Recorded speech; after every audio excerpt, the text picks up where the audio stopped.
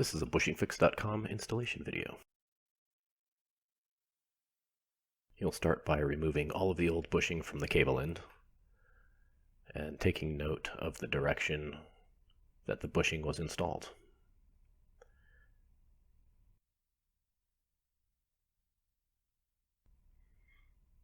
Place the bushing on the cable end opening and use the red installation driver to press the bushing into place.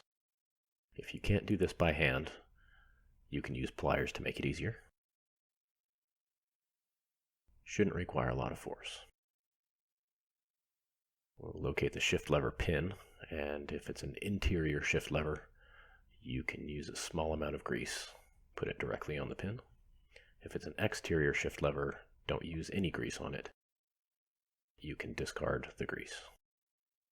Put the cable end over the shift lever pin, snap it into place, test the installation, and that's it. Thanks for watching.